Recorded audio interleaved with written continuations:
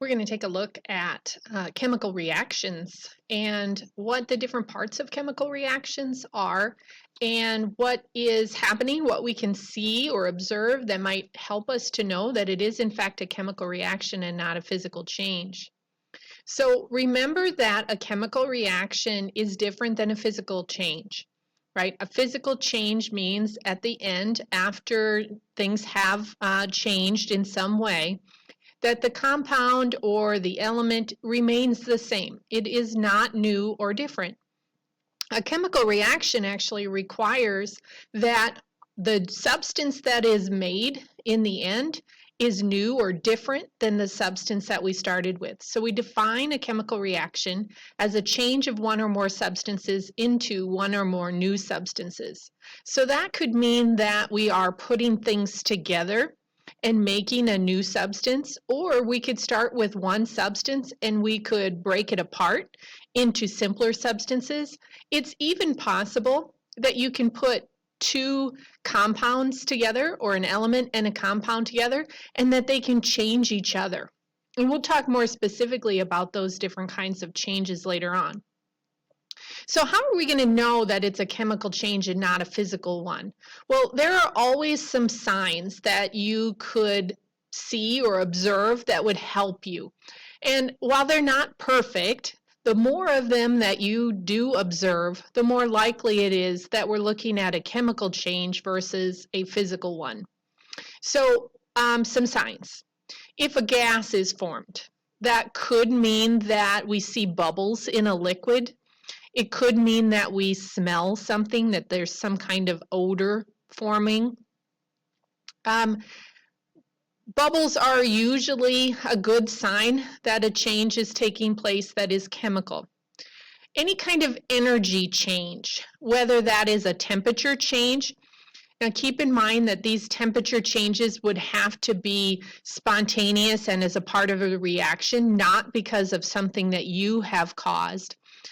So we're not talking about the times when you put a pan of water on the stove and when you turn the stove on, it gets hot, because that is still a physical thing. But when we mix things together and it gets hot all by itself, or it gets cold all by itself, then we for sure have some kind of temperature change that is a sign of a chemical reaction.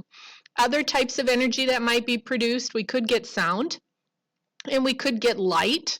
Those are good signs of a chemical change as well. If we see that the color has changed, or if we see the formation of a solid when liquids are mixed together, and that's called the formation of a precipitate. So if we look at some of these examples, right, from the left, light is released. So that shows magnesium being burned.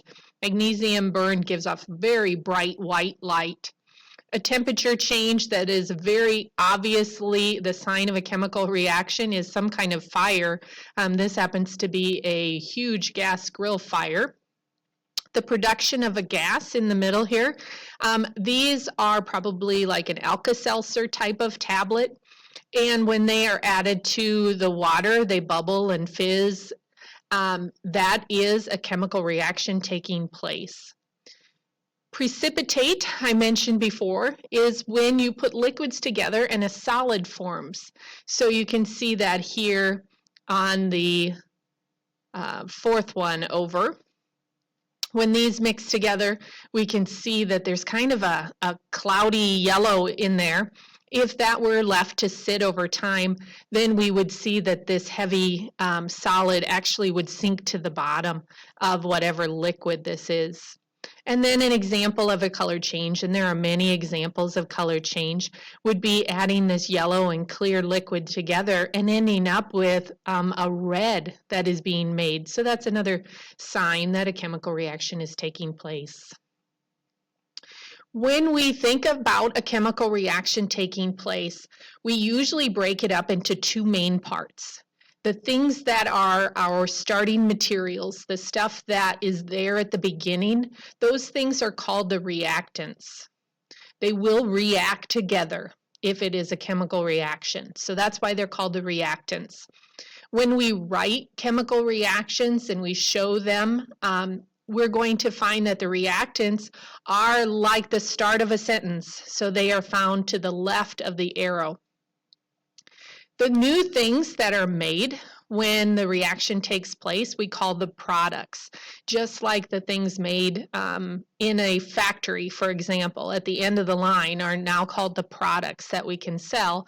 We call the things that are produced through a chemical reaction the products. And if we are writing this out, this would be like the end of our sentence, so we find it on the right side of the arrow. So if we look at an example of some kind of chemical reaction, it may be a word equation that you're identifying what the reactants and products are.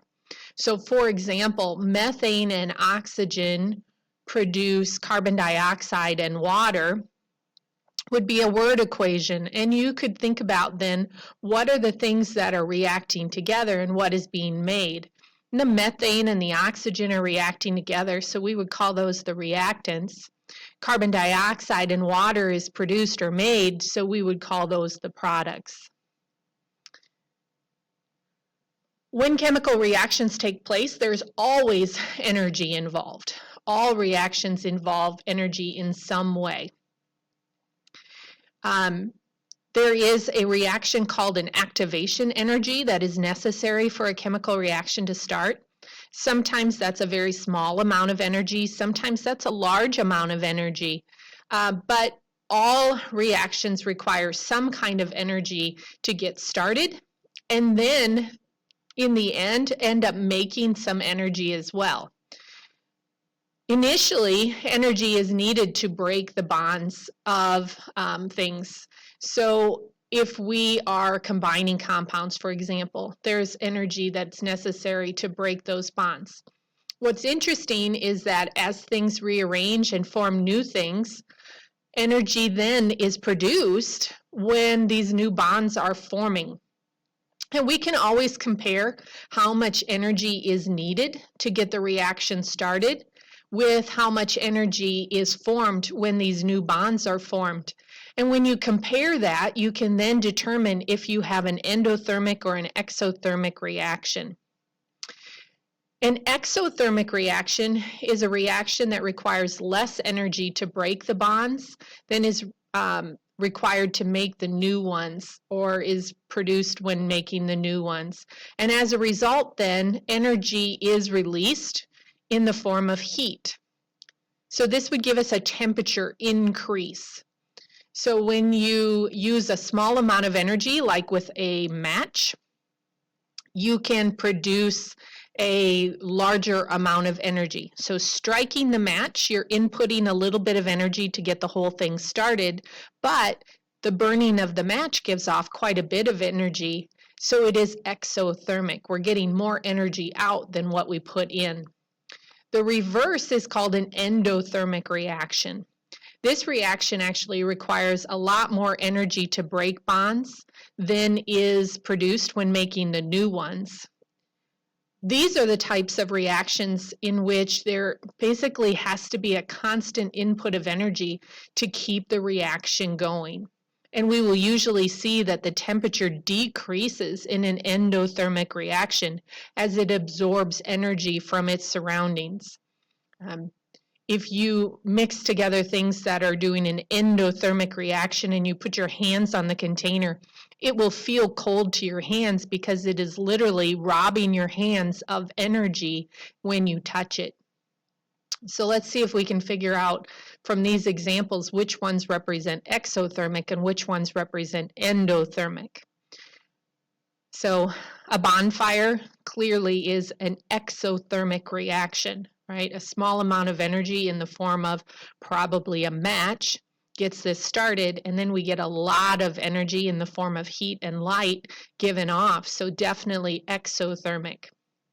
An instant cold pack, when you squeeze and it pops the little pack on the inside, the chemicals mix together and it instantly feels cold to your hands. That's an endothermic reaction.